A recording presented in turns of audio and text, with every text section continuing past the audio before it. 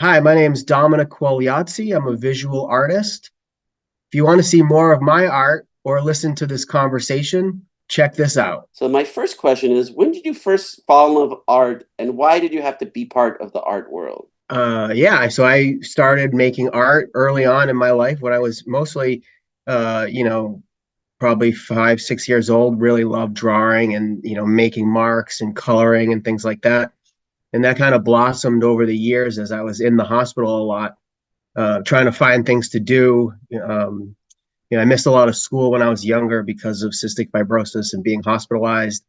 And drawing and painting and coloring kind of became part of my lifestyle in the hospital, which translated again when I was out of the hospital. I did a lot of art for school, and I was always like the go-to kid at school for the posters and the flyers for events at school and things like that. When did your creating art go from being an interest of the session where it was part of your life and you had continually always great art? Yeah, when I was a teenager, I really started focusing on making art that kind of talked about things I was going through in my life. And then when I was in undergrad for college, I minored in art painting and really started to express myself and make connections with other artists and figure out that I could communicate things I wanted to about my life with cystic fibrosis and other things I felt like needed to be talked about through art.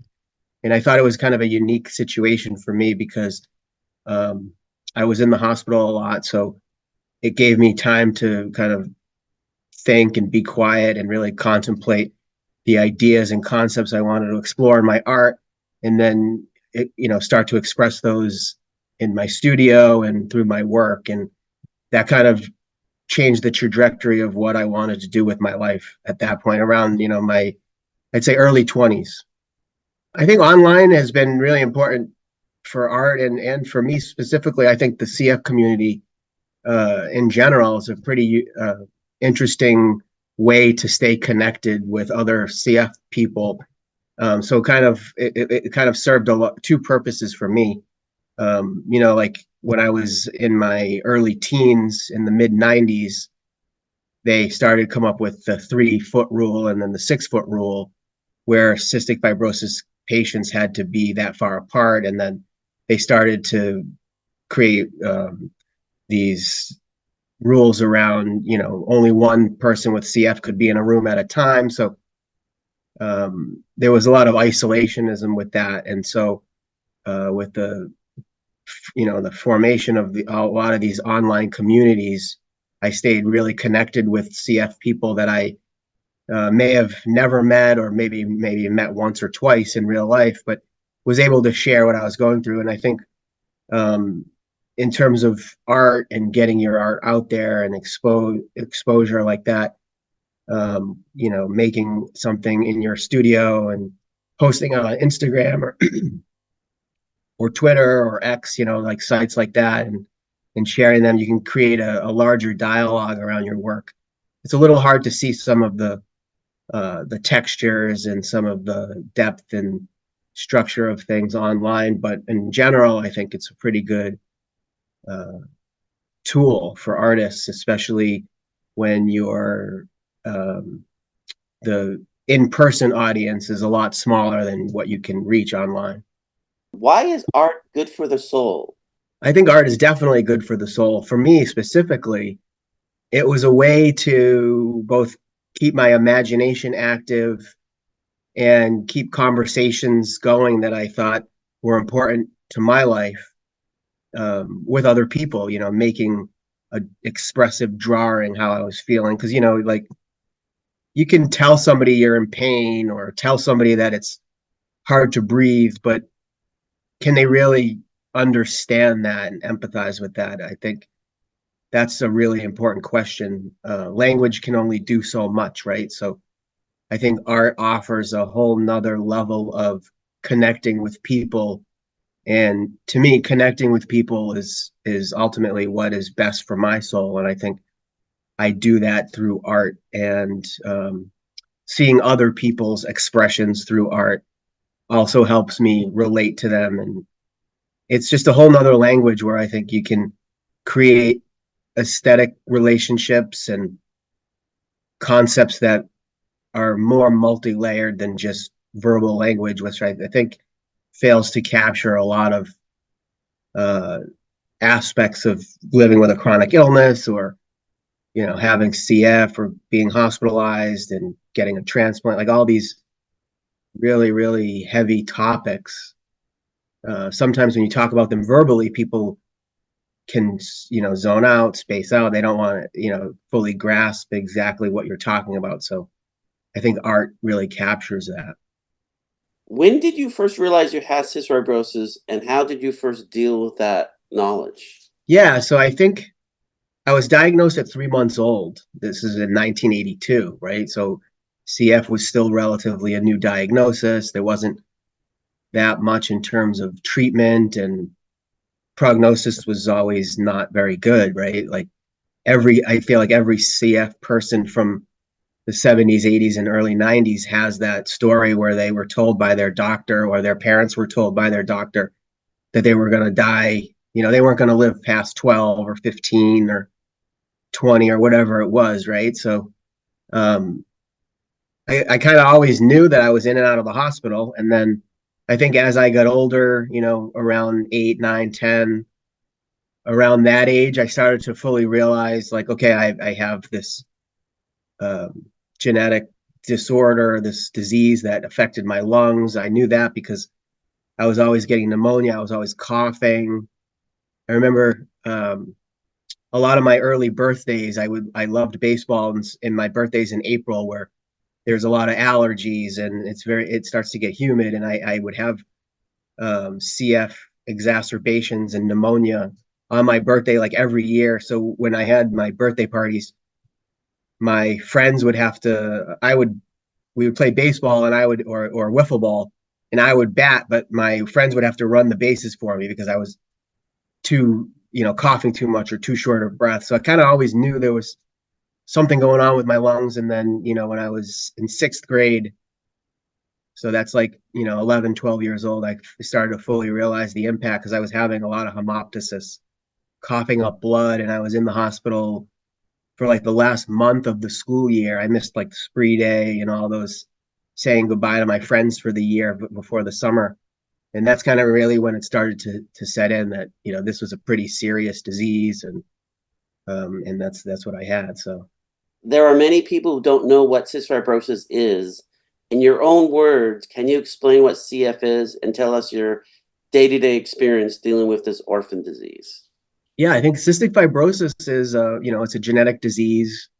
I think I feel like everyone's kind of heard of it because there's been so much awareness, and there's been a lot of research and breakthroughs for CF over the course of my lifetime. But uh, they, my experience growing up with telling people I had CF is, they always kind of been like, oh, you cough a lot, or I can see like your fingers look weird because of the clubbing, like you have a lot of pulmonary diseases. You get, larger fingertips because of the circulation issues and oxygenation and things. So that kind of always like had those visible markers, and then the coughing, of course. But I tell people it's like my lungs were always clogged up with mucus, and I'd cough, and I took pills when I ate to help me digest fat. And yeah, but I think like everyone's always like, oh yeah, like I knew somebody with CF, or my friend's brother had CF. It was always kind of like that at a distance thing. And then when people would meet me, they'd be like, oh, like seeing CF actually lived out. And I think their experience with me, and I tried to play sports when I was younger. I played baseball and hockey and ran cross country. I wasn't really ever that great at anything, but I was participating, right? And so I think that was a situation where people were like, oh, I didn't know people with CF could play sports, or I didn't know they looked like that. So um, which is looking, relatively normal, invisible illness mostly, right? So, yeah. And you want to go in more detail about the different types of formats now you incorporate cystic fibrosis in? Yeah, sure. Yeah, so over the course of my art career, I've been doing a lot of experimentation. I think that's important to my work, both for keeping myself interested and entertained, but also kind of, I think, living out a subconscious where I have felt like, I felt like like a test or somebody that's been experimented on throughout my life. Just like, with all the advancements with cystic fibrosis research and treatment and all the new medications coming out from Vertex um, but growing up in the 80s and early 90s, I was part of a lot of those studies. I'm from the Boston area, and there's a lot of the research in the biomedical industry was being in the area. I was part of a lot of teaching hospitals growing up, so I had a lot of student nurses and doctors coming in as part of my treatment, and I was part of some supposedly cures, um, or tests and studies for cures in the late 90s where you would inhale a dead virus, and that's when like hypertonic saline and the vest and all these advancements in like personal care rather than having a respiratory therapist do physical chest PT on you, and they replaced that with the vest. And so I was part of a lot of those studies, so I feel like experimentation kind of naturally just grew into my art practice because I was living that experience.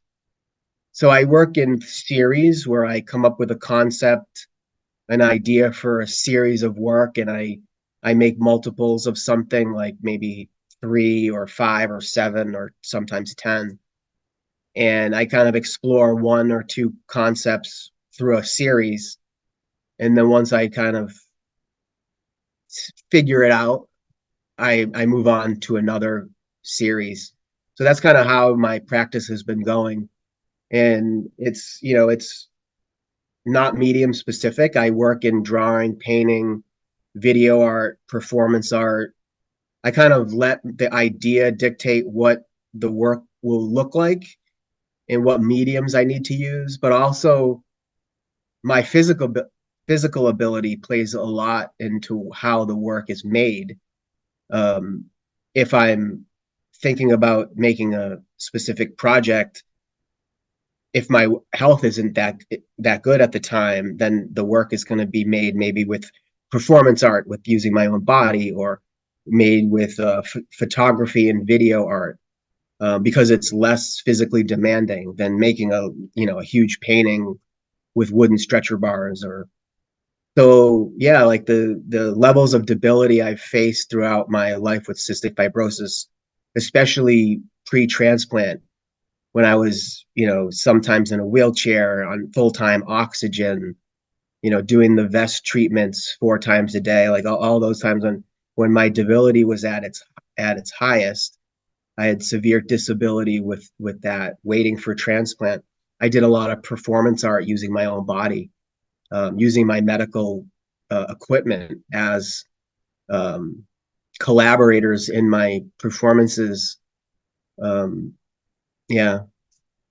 You want to talk a little bit about your using the hospital gowns as part of art too? Yeah, sure. So I think for a while I was making like I call them like pure paintings on canvas.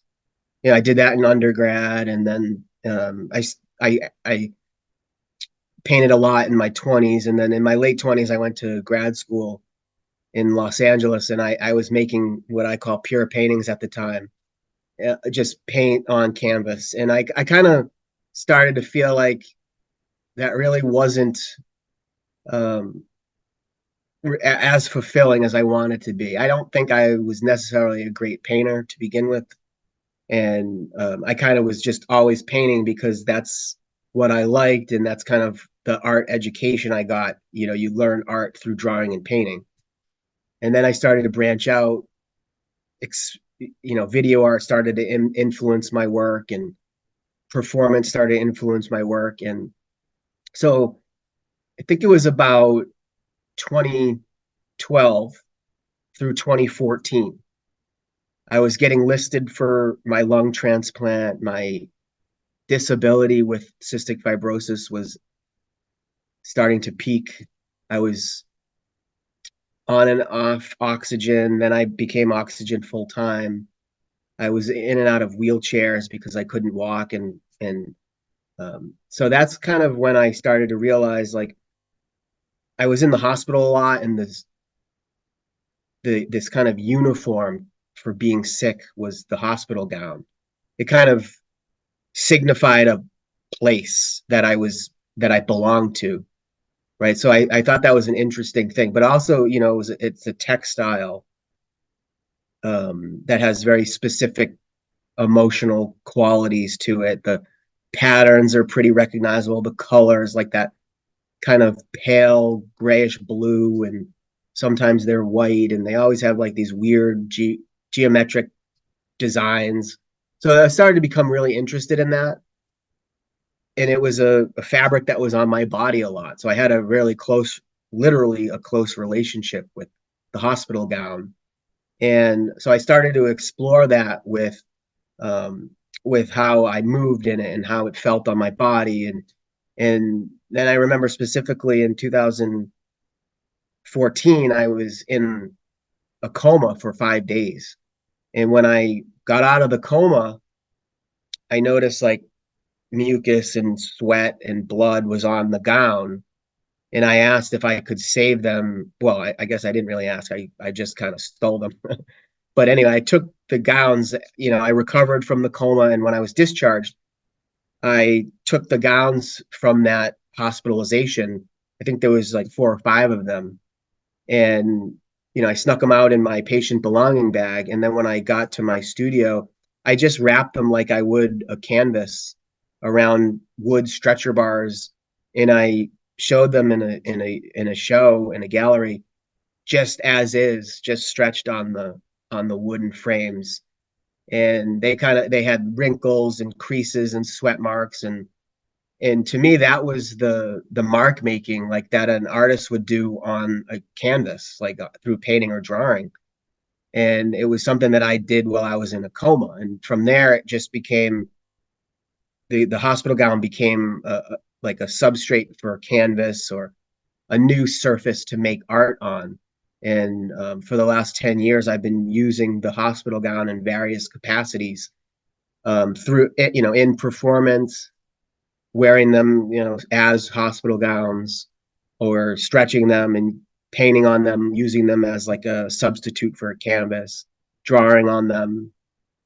In the past few years, been making these movable wall sculptures where I wrap wood with hospital gowns with hinges, and you can the viewer can move them, kind of like a patient would be moved by a caretaker. This tactile experience, touching the hospital gown. Not many people have that experience, right? Like, they may have worn them, but approaching them in a gallery space where they're hyper focused on it being an object on the wall, which you're normally not supposed to touch in an art setting. You get to touch them and move them and have that experience with this. I feel like the hospital gown is very emotionally loaded. There's a lot of emotional labor involved with the gown, and a lot of communal emotion. It goes from patient to patient. It gets washed, then the next person wears it, and then the next person wears it. But we never really get to see that, right? So I feel like taking it out of the hospital space and putting it in a domestic space or a gallery space, um, kind of changes the context of what that gown is, and gives an opportunity to think about that the communal relationship and experience that people have in the healthcare setting, being sick, um, in a hospital, like those kind of things. So when did you first hear about the proposed art exhibit Breathtaking, a group show of artists with cystic fibrosis And why did you have to be part of this unique exhibit? Yeah, Dylan and I kind of chatted about it a few years ago. Dylan had an idea. He thought it would be really interesting if we did or if there was an art show of artists with cystic fibrosis. And we've chatted on and off about it for a couple of years. And the issue was always like the gallery space, whether or not we could get a space that could do that. And we both had a bunch of projects over the last few years. And so we weren't necessarily focusing on it completely. We look on and off, but and then he was talking to Ted Meyer, who met Pam, the owner of DNJ Gallery in Santa Monica, and late last year, and they were mentioning that the gallery was going to have open space, and we would be able to um, possibly have a show there. And Dylan called me up and said, "Hey, Ted let me know there might be a space available for that CF show." So yeah, I mean, I feel like it was all Dylan. He was amazing with, you know, keeping the energy for that show for the last few years. Um, and so when we had the opportunity, we both were like, yeah, we got to do this. It's going to be amazing. And over the years, through online communities and forums and stuff, and especially Instagram, kind of meeting other CF artists. Um, I met I met Dylan in person in Los Angeles a few times, so we had a relationship through that. But I met artists like April Biggs or um, Carl Evanson from the UK, and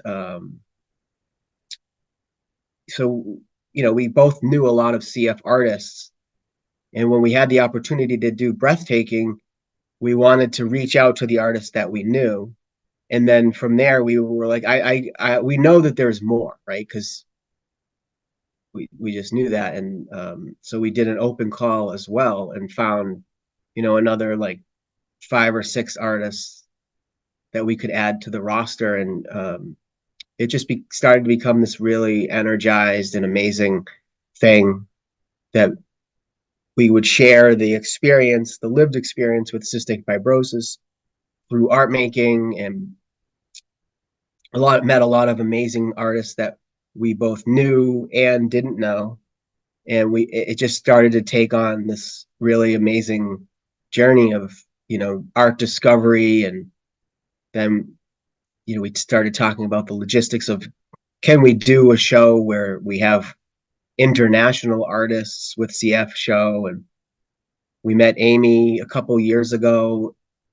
Dylan and I had work through our collective Creative Hybrids Lab. We had a show in Sydney, Australia, and so we met Amy there, and she was definitely energized and excited to send one of her fabric works. And so we just kind of started meeting people online and chatting with them, doing studio visits, and logistically getting the work to Los Angeles. Tell us about your art pieces in the new art exhibit, Breathtaking.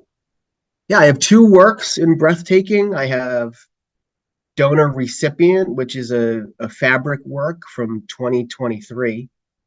And that is kind of just visually describing it. It's a wall hanging made out of sewn hospital gowns.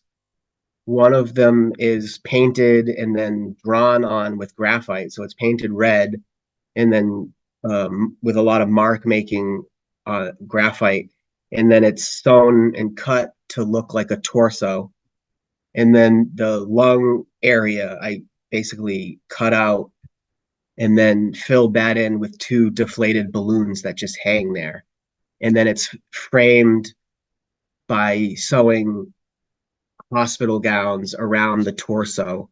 So it's kind of like a hanging rectangle with a floating red torso and 2 balloons where the lungs are. That was a work that I was thinking about my experience with transplantation and the kind of anonymity of my donor, and the breathlessness of being having lung failure and chronic lung failure and then acute lung failure later as I approached actually getting my transplant.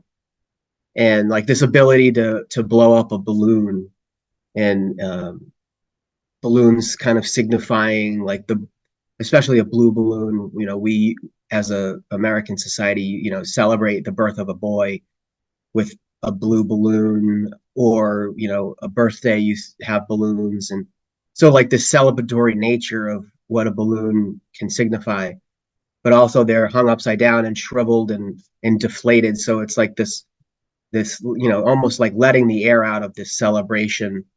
And that's kind of my experience with transplantation. There was a lot of pomp and circumstance. There was a lot of high energy emotional content with my transplant. I was the subject of a lot of like, hey, we're thinking about you. We're sending prayers. We're sending love. We're wishing and hoping and praying you get your new lungs. So I was the object of a lot of attention from for almost 3 years, for over 3 years. That's how long I was on the waiting list for transplant. People I went to school with, like when I was 5 years old, found me on Facebook and was like, I heard you're dying and you need new lungs, right? Like, so all these people I ever met in my life were like reaching out. So it was like this really high vibration of attention and care. And but it was always like this dark underside of that. Like, am I going to survive this? Is my life like some kind of inspiration for other people? Like this kind of story about what trying to get a life-saving transplant is. And so that kind of deflation of the balloons and stuff kind of talked towards that. And then again, like the hospital gowns, the anonymity of patient after patient wearing those in the hospital. And so like the construction of this work using the gowns and the torso being both me embodied as a recipient and the lungs coming from an anonymous person's torso. So it's like, and then the patchwork of sewing them all together, kind of quilt like, recycled material, and reuse and recycle the hospital gowns, the painting scraps and stuff like that. So it was kind of like a culmination of that experience. And then the other piece is called 65 Roses, a nod to like the charitable story of that the boy who hears his mom talking on the phone with his doctor, and he says, I heard you said I have 65 roses.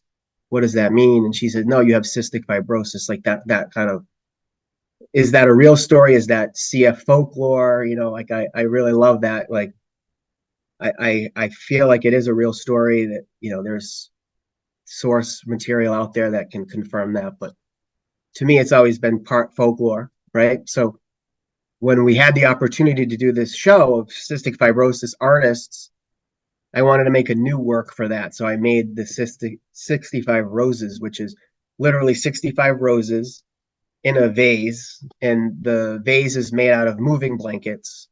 And the roses are made by coloring hospital gowns with red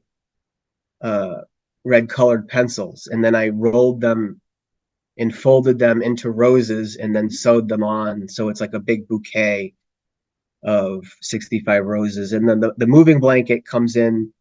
It's kind of another material, textile fabric that kind of talks about these transitional states of high emotional labor and physical labor, where you're going to move, right? So you have all these memories from the past, and you have this intense physical labor in the moment. You may call on friends to help you move. You may call a moving company. And then the anxiety and also hope of the future. You're going to move somewhere, and there's excitement, but also that kind of bittersweetness of leaving the past and present into the unknown of the future. So to me, the moving blanket represents all of those things, as does the hospital gowns, right? And so tying those together, it's like this experience of cystic fibrosis, this like living through transition and turmoil and on and off debility and disability and labor and struggle and things like that, and reliance on your community, your family, your caretakers, the interdependence of that, but also that hope for independence and stuff like that. Yeah, so that's kind of what those two works represent. What do you want the art gallery visitors to get out of your art pieces in the art exhibit Breathtaking?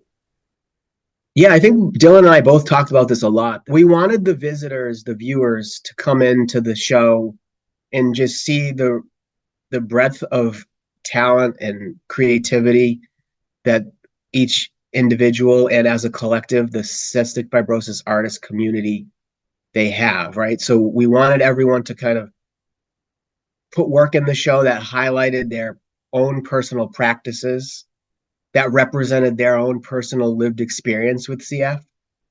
So I think we were really specifically focused on making sure the art represented the best in what each artist offered. So there's amazing video documentary from Max McGuire, a filmmaker from Canada. Um, there's amazing illustrations from Eliza. She's from Spain, where she's like best friends with a mucus blob that takes on a personification and follows her everywhere on a mini bike, swimming, running through a field at school, right? And that's like very specific to her because she made the art, but also like a universal thing within CF, right? The experience of coughing up these phlegm balls, and you have a relationship with your own mucus, right? It's like you can tell how sick you are by the color of the mucus. Like, oh, like it's a dark green week, I got to call the doctor. Or if it's yellow, you're like, okay, I'm still good, right? So like I think each artist, even we did a historical reach back, and we included some work by Bob Flanagan, a poem and a photograph from his show Visiting Hours at the New Museum, where he's in a wheelchair with Cherie Rose, and he's on oxygen, and it's like these personalized experiences from each artist, but there is some universal truths within the CF community in a lot of the work. So we thought that was really important to do that, and we picked work that was already existing from each person's practice. Yeah. And add on to that, specifically your two pieces of art. Also, what do you want them to get out of your two pieces of art? Yeah, from my work, I think like I don't ever overly hope for the audience to get anything out of it, because if I do that, then I'm going to be chasing something that may be impossible through, but in terms of like the things I think about while I'm making the work is, can they relate to the object that I'm showing, right? So that's why I like take a lot of the hospital materials and I shape them into something. So over the years, I've gotten off of the square or rectangle format that a traditional painting is in, and I've started to shape the wall hangings.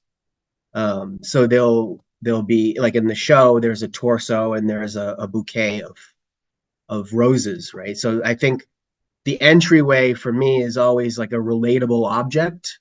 And then so you see it from across the gallery and you're like, oh, that's like a interesting representation of bouquet of flowers. And as you get closer, as the viewer gets closer, the work starts to reveal darker truths, that it's made out of hospital gowns and moving blankets, and it's talking about some darker topics. And then you can start to examine the mark making and the coloring that I've done. You can see parts of the gowns or like the tags that you can kind of read, or you might even see like like some dust or dirt or something because, moving blankets have been on the ground, or there might be a little drop of blood on the gown that was left over from something. So you start to get closer and examine. And I think what I do as an artist who's had a lot of experimentation and a lot of experience with living with an invisible illness, people, to know that I have CF, you have to get to know me, and I reveal that over time. I do that with my artwork too. So you look at it from across the gallery, you see this object or the shape of something that you can kind of relate to, and as you get closer, it starts to reveal that it's some commentary on sickness or disease or the healthcare system or something because of the use of medical materials and things like that. So there's that uncovering the invisibility of it, I think, is something that I want. And then the other thing is like using the gowns, like there's a notion of like coincidence that can come up where you might have a relationship with the actual gown itself. Some people have told me, like, I didn't know from across the room because it was colored, but as I got closer, I noticed it was a hospital gown, and I recognized it because my grandfather, he was sick or had open heart surgery or something, and he wore that gown, and so it's very prominent in my memory.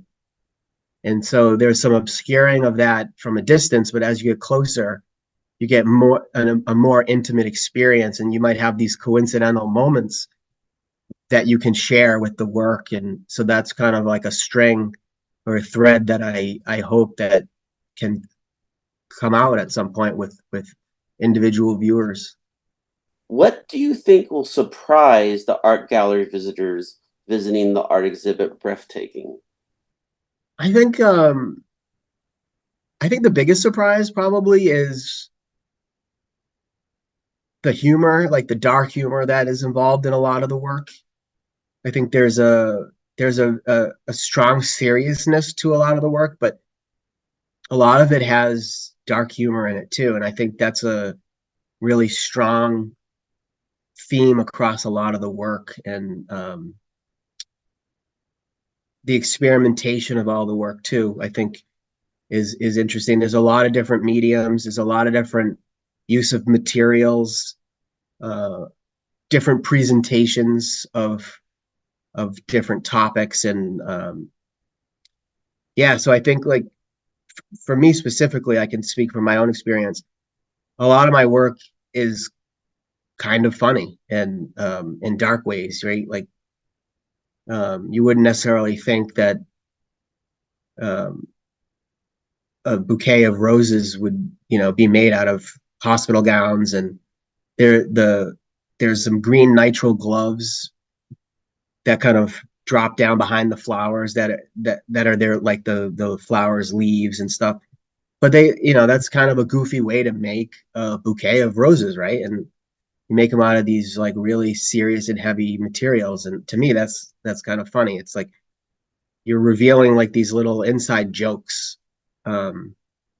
And I think a lot of the other artists do similar things with that. So, being at the actual gallery of the Breathtaking art exhibit, just tell me your thoughts and perspective when you finally saw it all put together. Yeah, when I saw the work all in the gallery together, it was a really amazing moment because for 3 or 4 months, Dylan and I we were having Zoom conversations. We were talking about what we could do in the space, what the space.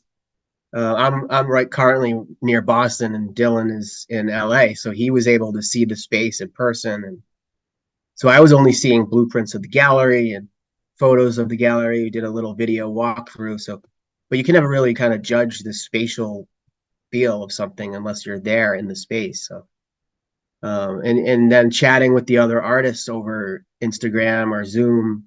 We did a few meetings with Sarah Cross, who helped organize the exhibit as well, and with Ted Meyer and Pam Schoenberg, the gallery owner.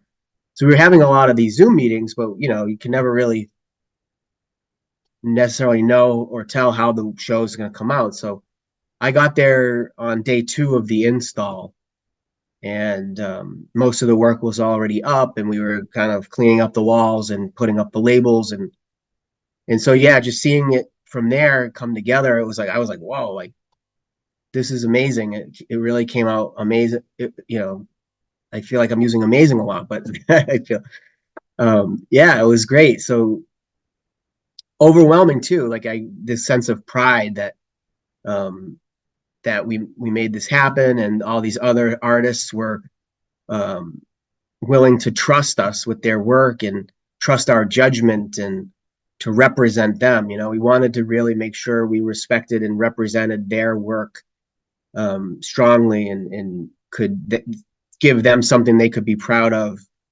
And also the made me a little emotion. It made me emotional too about the sense of community that we brought together, and the shared experience of all our individual experiences, which a lot of times includes heavy levels of isolation.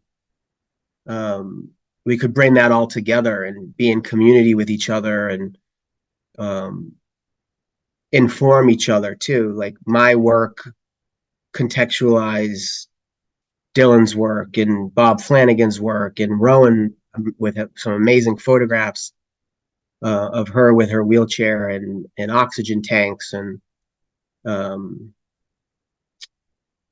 yeah, and just being all in conversation with each other in the same gallery space was really impressive, and um, more emotional than I expected it to be for myself. I just thought of this question. I'm not sure if it makes sense. Would you say in some interesting way it shows many shows the full and many aspects of dealing with cystic fibrosis? Just look walking around the gallery. Yeah, yeah, I think it's a really good survey, I'd say, of what it can be like living with CF. Especially most of the artists are, which is interestingly enough, like I think Rowan's probably in her early 20s, but like 20s to 45, right? So that's like a 20-year period, and we're kind of like the last generation of CF people that are not, or that grew up without the modulators like Trikafta from Vertex, right? So that was an interesting overview of kind of what it's been like to grow up dealing with the struggles of CF and a body in revolt a lot, right? So you have a lot of the medical equipment in there. You have a lot of the mucus and dark humor, and um, there's it all looks really good too, which I think is really exciting. So you want to look at it. It's not anything that's like overly like, ooh, I can't look at that because it's too gross. So I think the artists, we all do a good job of making the work accessible from those point of view, where you can kind of at least come into the work, and then the themes get a little darker from there, but at least we're giving that kind of entryway. And I think as people with CF, we do that anyways, right? We kind of use the invisibility of CF to function in the world, and then we do all the nasty private stuff in private. And so I think the work reflects that element of living with CF really importantly as well too. And yeah, so I think it does show a lot of the aspects of that, and I think it's a very successful show in that way. Aside from the CF thing, do you think there are additional things that you see? I know Dylan mentioned hope, but what are the themes that you see throughout the exhibit? Yeah, some of the themes I see in the show are definitely hope. I think that's a big one. And especially anytime you're in a show with Dylan, that hope will be involved, right? He's really big on that. Just I know like sick and disabled people hate being inspirational, but for me, Dylan's inspirational. So I don't mean any offense to that by that, but um, yeah. So I think hope is definitely a big one, but I think uh, the resourcefulness and this drive to be communal through isolation, which kind of doesn't seem like it makes sense, but I think if you walk through the show, you get that sense, like this, the human spirit of wanting to be in community and the human spirit as a social being, both, through art making, which is essentially a social act, right? You're making something to show someone else, but also, the drive, the interdependent drive of CF patients and their caretakers and the medical communities. I think that's a powerful thing within the CF community, very specifically, that we are a group that rallies around each other and does a lot of fundraising, does a lot of research, does a lot of outreach. It's very impactful, I think, over the last 30 years of what the CF Foundation has done and what each individual chapter. When I was growing up, my mom was the sponsor and the organizer of our local Great Strides walk. So we would do a 5K walk around my local town to raise money for CF. This is in like the 80s and early 90s, mid 90s.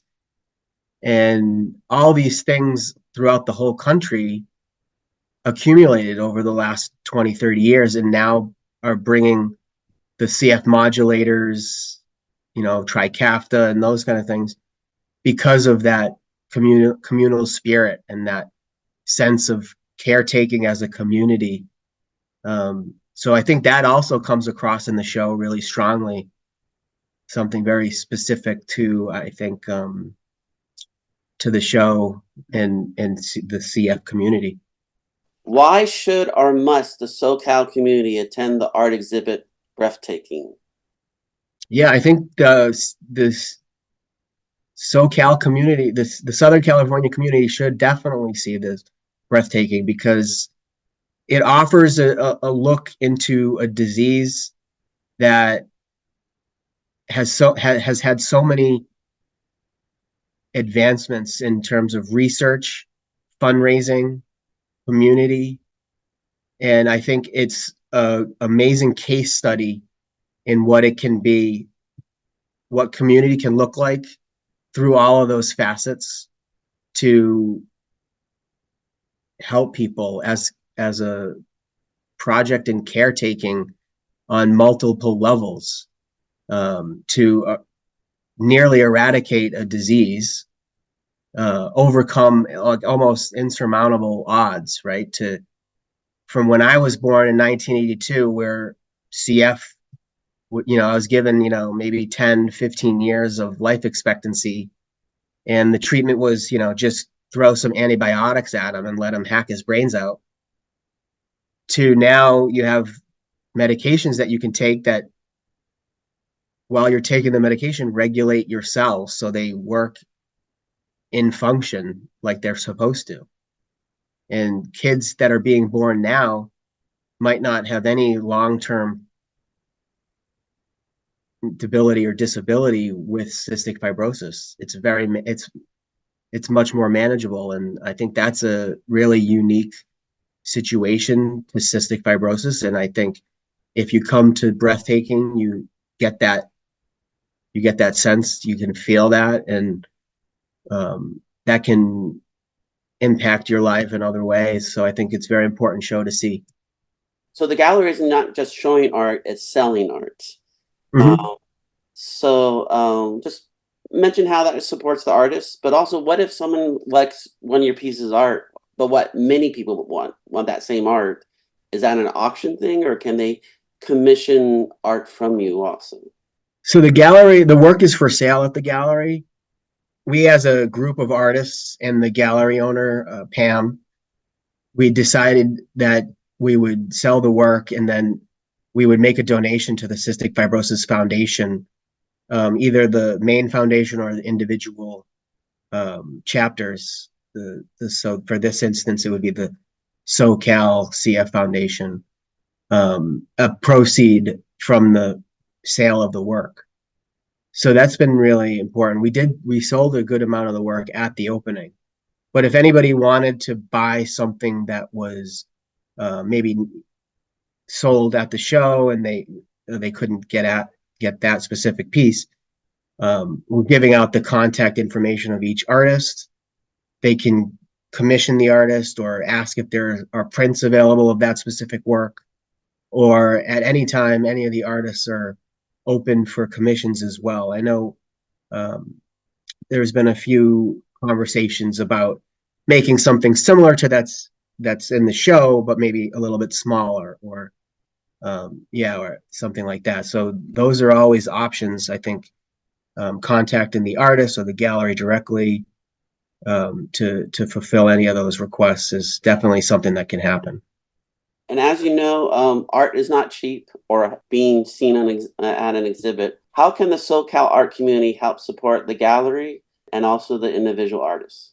Ooh, that's a tough one. I would say maybe yeah, just by participating in the art community, seeing art, supporting artists, word of mouth, talking about the show, doing great interviews like this and promoting the show, buying artwork, or if you can't afford artwork on the walls, you ask an artist like, hey, do you have smaller drawings or prints that I could buy, or things like that, or um yeah, that kind of thing. It's tough being an artist, and it's tough being an artist with a chronic illness and disease and a disability, because like trying to figure out ways to make income, and also having time to take care of your body and your health, and also taking time to work and when you can work. And so it's a significant thing to be an artist. And so any ways you can support, really. I'm not really sure if I answered that question very well, but yeah, buy art, I guess, is probably the best way to do it. Anything else you want to mention about the gallery, the exhibit, or the CF Foundation? I don't know. I feel like the CF Foundation it has played a big time role in my life, even though I don't have any like personal relationships with CF. Like Dylan is really amazing with doing all that. He has a lot of personal relationships with people at the foundation and individual chapters, and he's really amazing at seeking that out and fostering those relationships. I'm not as good as doing that. So, but even having said that, the CF Foundation has been huge in my life, just through the support they give the institutions of CF, the clinics, and the fundraising opportunities they've had, the medical and pharmaceutical companies that they've supported and given money to and helped fund research and things like that. I know I don't have as much experience with other diseases, but to me, cystic fibrosis, when you're diagnosed with that, you enter into like a secondary family, and there's a lot of resources now that there weren't around when I was a kid, for CF families and patients. And I hope that sense of community can be felt by other parents and caretakers and patients with CF that are might be struggling with that. There are definitely a lot of us out there, and I think in the show too, I think that sense of community and a welcoming is there. Like nobody wants to be diagnosed with basically a terminal illness, but when you are, I feel like the cystic fibrosis community and the Cystic Fibrosis Foundation are one of the best support systems that you can find.